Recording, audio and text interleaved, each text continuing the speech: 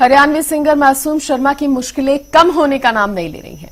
मासूम शर्मा के 7 गाने बैन होने के बाद अब उनके खिलाफ केस भी दर्ज हो गया है, लेकिन इसी के साथ मासूम शर्मा के गानों पर प्रदेश में सियासी डांस शुरू हो गया है। कांग्रेस के कुछ नेता जहां मासूम शर्मा के गानों पर लगे बैन के खिलाफ हैं, तो वहीं मुख्यमंत्री नायब सिंह सैनी ये साफ कर चुके हैं कि ऐसे गानों के लिए जरूरत पड़ी तो कानून भी लाया जाएगा। रिपोर्ट देखिए।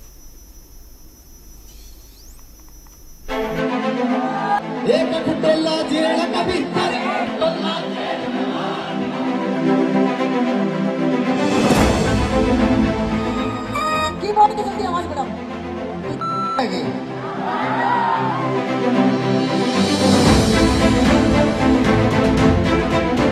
सात गाने बैन, अब फैन ने छीना मासूम का चैन। मासूम शर्मा के खिलाफ केस, सियासत तेज। मासूम शर्मा कॉन्सर्ट से कंट्रोवर्सी तक।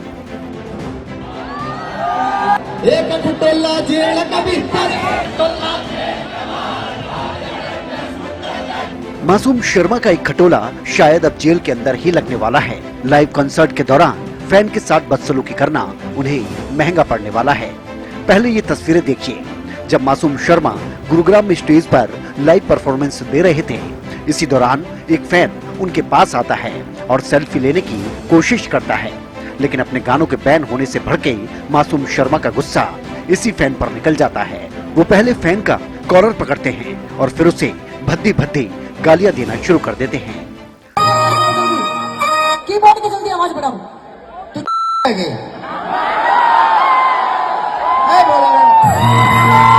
मासूम शर्मा के लिए ये शायद आम बात हो, लेकिन एक लड़का जो मासूम शर्मा का फैन था, उसके साथ इस तरह की बदसलूकी जब हुई तो वो सह नहीं पाया। कुछ दिन तक मानसिक तनाव झेलने के बाद अब उसी फैन प्रवेश बागोरिया ने मासूम शर्मा के खिलाफ केस दर्ज करवाया है। प्रवेश ने कमिश्नर से मिलकर कंप्लेंट दर्ज करवाई और गुरुग्राम में सिंगर मासूम शर्मा के खिलाफ मानहानि का केस भी दर्ज करवाया है। बहरहाल मासूम शर्मा के गाने बैन होने के बाद से ही उनके लाइव कॉन्सर्ट के दौरान 2 बार बवाल हो चुका है, लेकिन फिर भी मासूम शर्मा बैन गाना गाने से नहीं चूकते। इसके अलावा वो बार बार इसे भेदभाव की कार्रवाई बताते हैं, लेकिन मुख्यमंत्री नायब सैनी ये साफ कर चुके हैं कि जो भी गाने सामाजिक भावनाओं को आहत करेंगे या बदमाशी को बढ़ावा देंगे उन्हें बैन कर दिया जाएगा और जरूरत पड़े तो कानून भी लाया जाएगा। आज नहीं, देखिए जब उसकी आवश्यकता पड़ेगी तो जरूर लेकर के आएंगे, परंतु क्योंकि सभ्य समाज के लिए, क्योंकि बहुत सारे इस भारत माँ से प्रेम करना चाहिए और समाज को एक ऐसी दिशा दें, ये समाज का ही दायित्व होता है। क्योंकि कई चीजें ऐसी होती हैं, फिल्मों का कल्चर जब आता है आप देखते हैं, लोग फिल्मों से भी प्रेरणा लेते हैं, आपके सामने है, क्योंकि अब फिल्म के से प्रभावित होते हैं लोग, फिल्मों से, गानों से। अच्छे गाने होंगे तो समाज को एक दिशा भी मिलेगी। वहीं कांग्रेस के कुछ नेता गानों को बैन करने के समर्थन में नजर नहीं आते। कांग्रेस नेता विजेंद्र सिंह ने कहा कि वो इस तरह से गानों को बैन करने के पक्ष में नहीं। देखिए भैया, ना मैं मासूम शर्मा को जानता, ना मैंने गाने सुन रखे, लेकिन मैं इन चीजों में ज्यादा पढ़ता नहीं। मैं ये बैन बून की जो एक सारी योजना है, मैं इसमें विश्वास नहीं रखता। अगर समाज में कोई चीज को मान्यता मिल रही है, लोग उसको सुनना चाहते हैं, देखना चाहते हैं, तो उसको आप दबा नहीं सकते।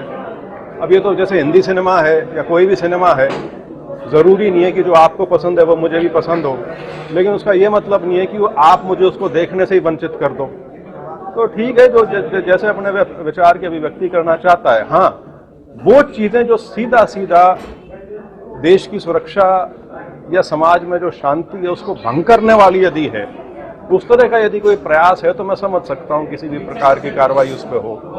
अन्यथा वैसे तो सिद्धू मूसेवाला जो है, उनके सारे गाने इसी तरह के होते थे, सारे तो नहीं, बहुत से गाने। तो मेरा विचार इसमें बैन करने के लिए तो मैं बिल्कुल भी उसके पक्ष में नहीं। बैन गानों पर सियासत भी जारी है और संग्राम भी छिड़ चुका है, लेकिन सवाल अभी भी वही है कि आखिर समाज में अगर किसी चीज से बुरा असर पड़ रहा है तो उस पर कार्रवाई क्यों ना हो। बहरहाल अब देखना ये होगा कि गानों पर बैन की जांच की आंच अभी कितने सिंगर्स तक पहुंचती है और मासूम शर्मा की मुश्किलें कब तक कम होती हैं। News desk, Haryana news.